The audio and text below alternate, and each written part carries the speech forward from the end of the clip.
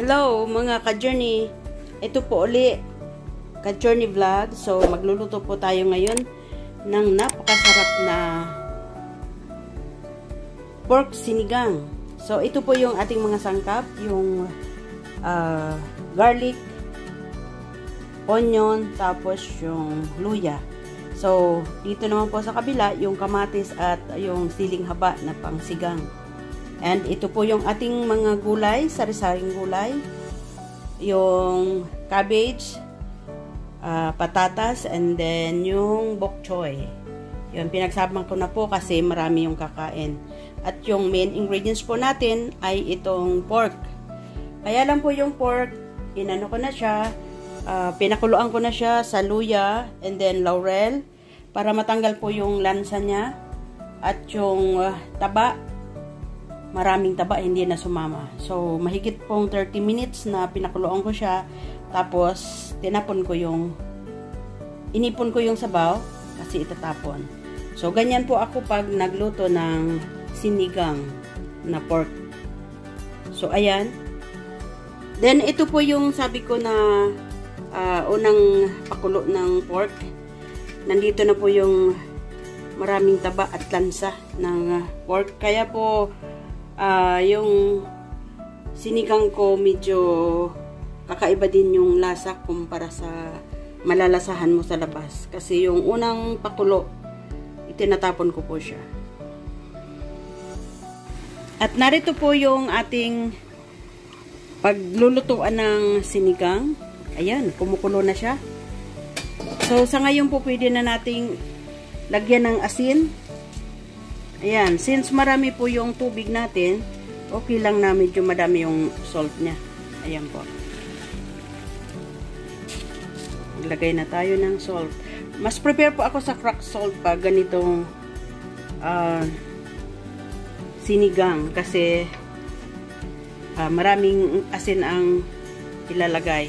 So, kung mapapansin nyo po, yung pinakamalaking salad master na kaldero yung nilulutuan ko kasi marami po yung kakain na mga brother and sister in Christ po sa church.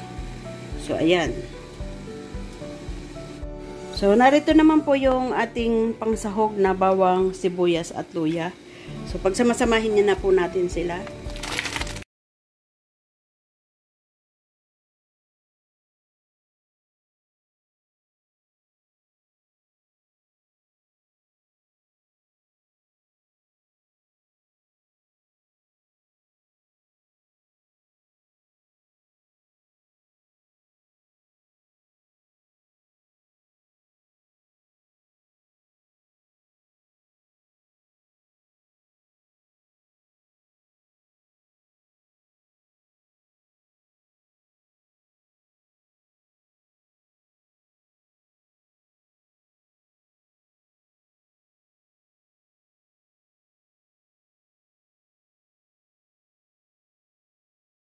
Hintayin po lang natin na kumulo siya at lumambot pa siya na lumambot para masarap yung maging luto natin ng sinigang.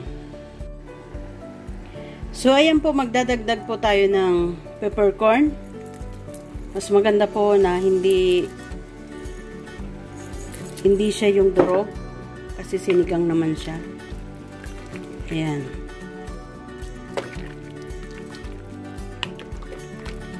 Talagang napakasarap ang lasa po nito. Ayan.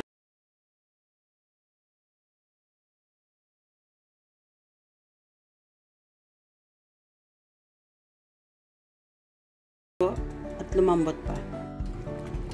So, ayan mga ka-journey, malambot na po yung ating pork. Ayan. Oh, lala. Sarap naman ito.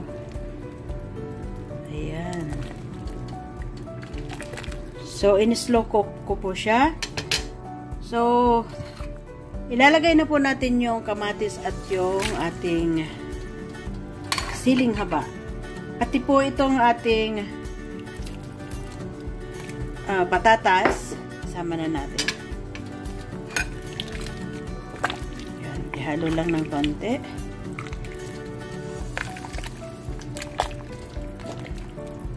So, hayaan na po muna natin siya na maluto bago tayo maglalagay ng gulay. Okay po?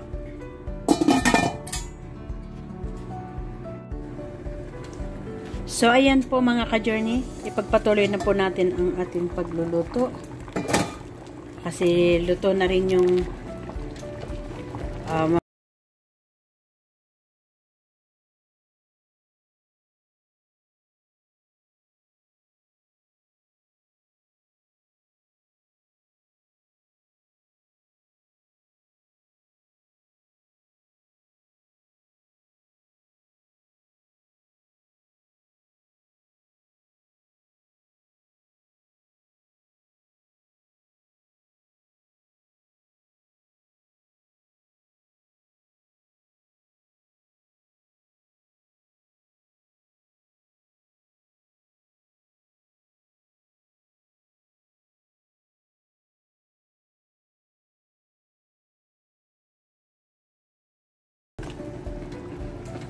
yan po ang ating napakasarap na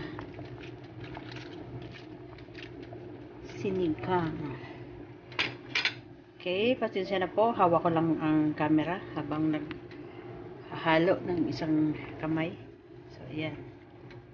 Hintayin lang po natin na mablanch yung ating gulay at luto na po yan. So, ayan po, at this time po, luto na po yung ating mga gulay. At tatakpan na po natin. And then, i-off na po natin ito. Ayan.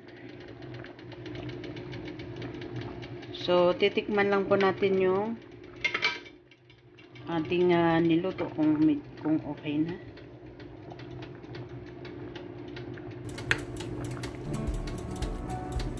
So, try din natin itong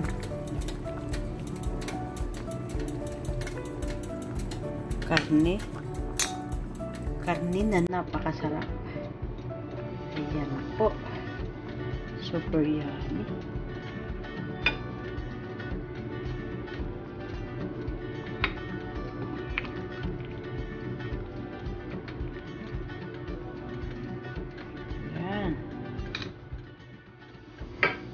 So, ito po, tikman natin.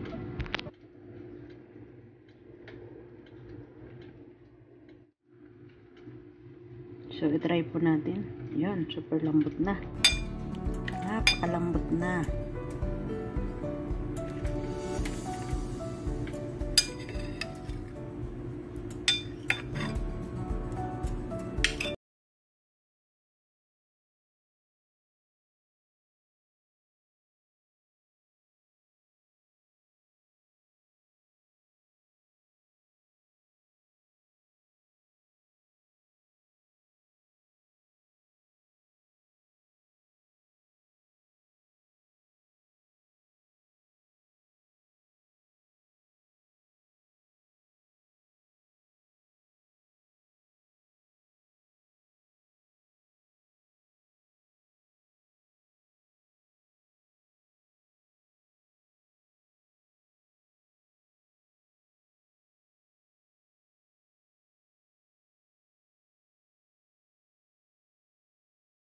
Mga ka-journey, bago papakin.